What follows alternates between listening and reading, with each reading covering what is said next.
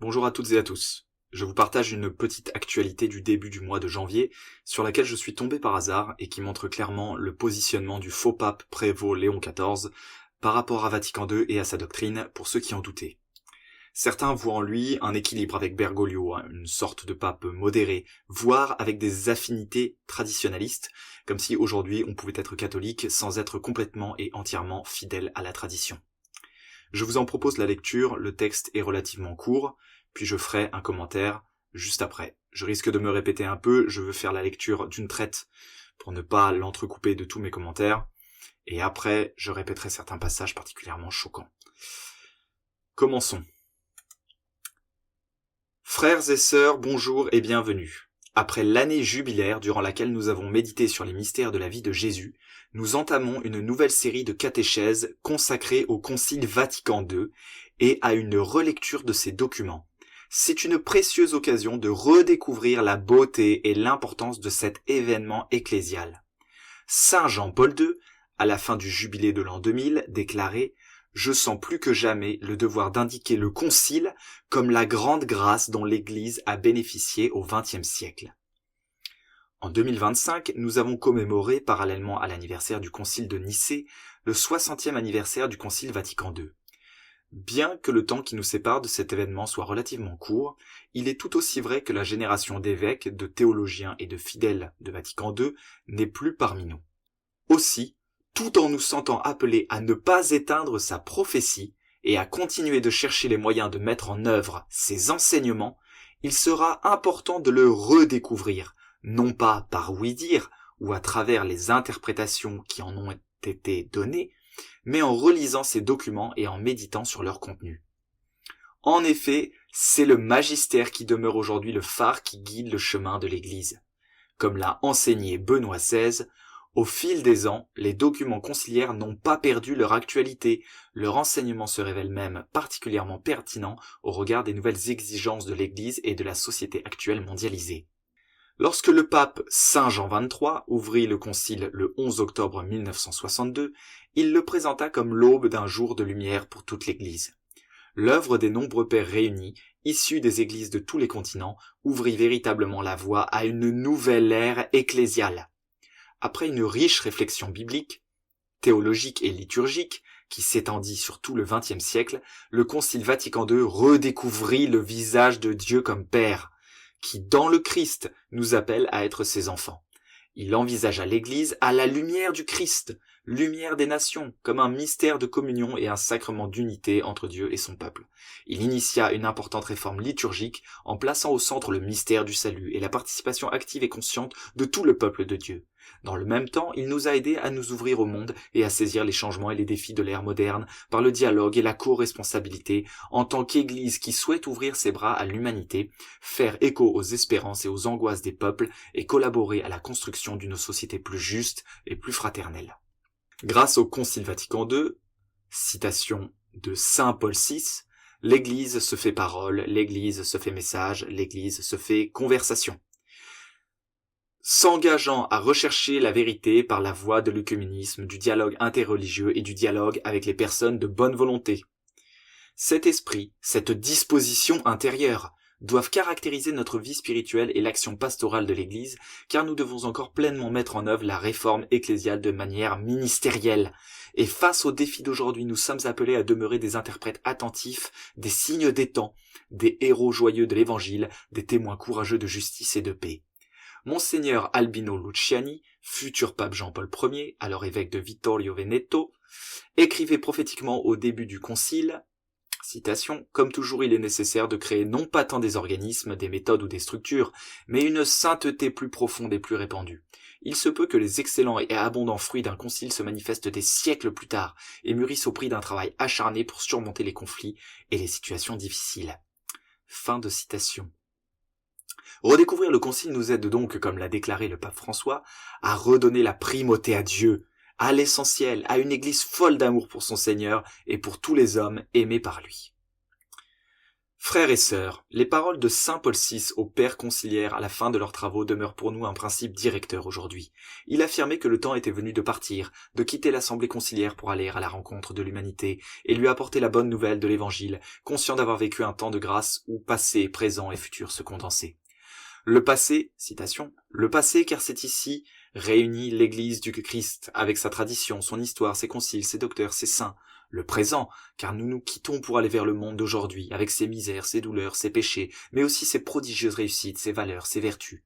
L'avenir est là enfin, dans l'appel impérieux des peuples, à plus de justice, dans leur volonté de paix, dans leur soif, consciente ou inconsciente, d'une vie plus haute, celle que précisément l'Église du Christ peut et veut leur donner. Fin de citation de Montini, Paul VI. Il en est de même pour nous.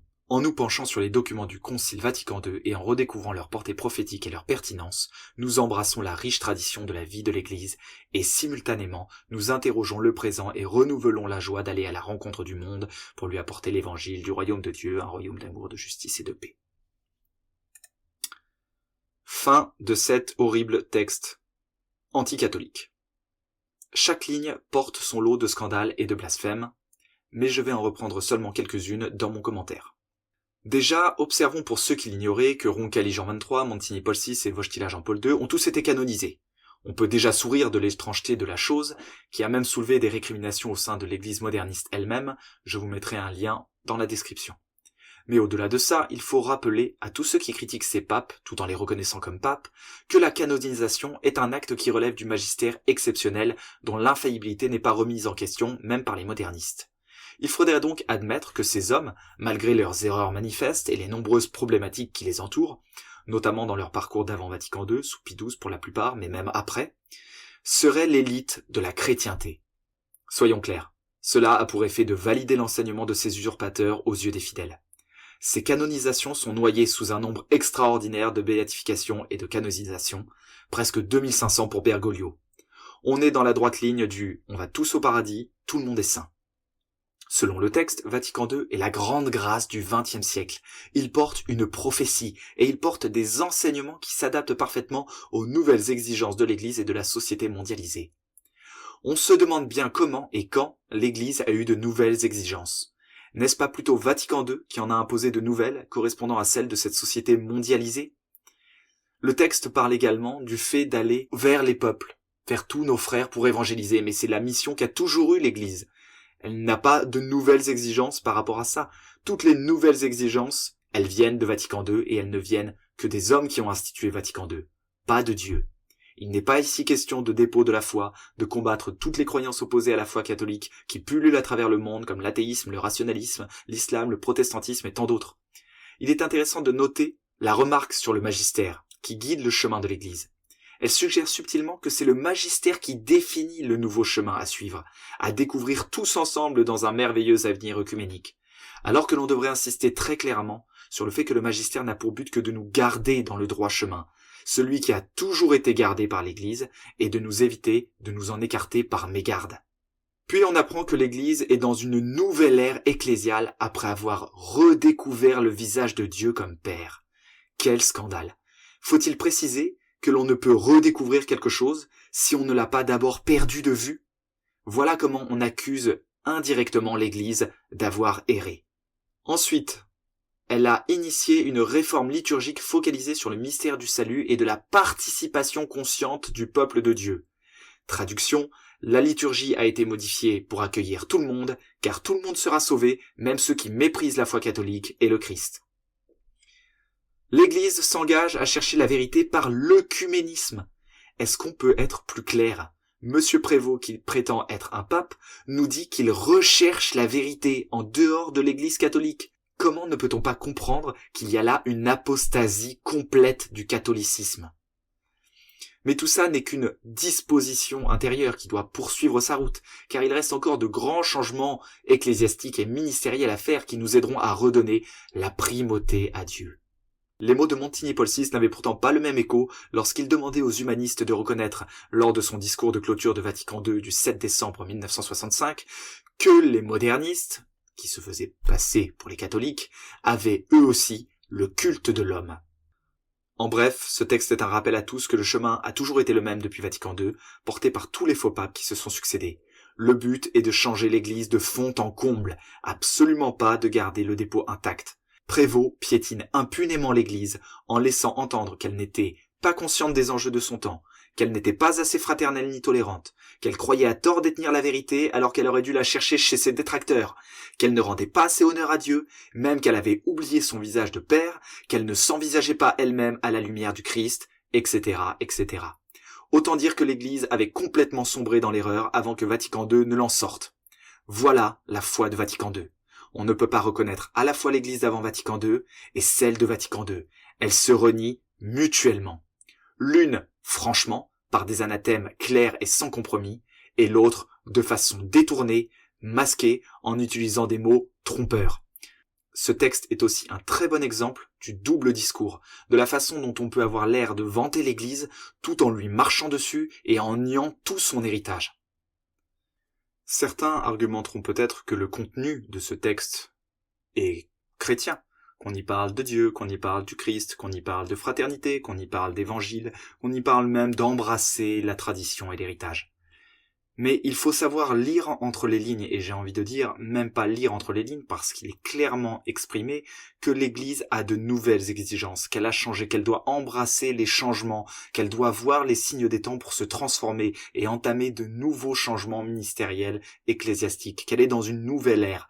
Autrement dit, ce n'est plus la même Église, ce n'est plus l'Église catholique.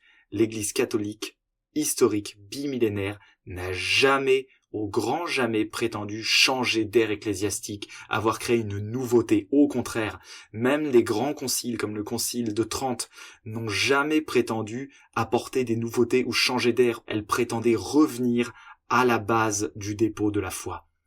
Vatican II n'est donc pas la continuité de l'Église, qu'on adhère ou non à ses idées, elle n'est pas l'Église catholique. Et cela suffit pour comprendre qu'elle est une usurpatrice, parce qu'aujourd'hui elle prétend, l'Église de Vatican II, être la suite de l'Église catholique.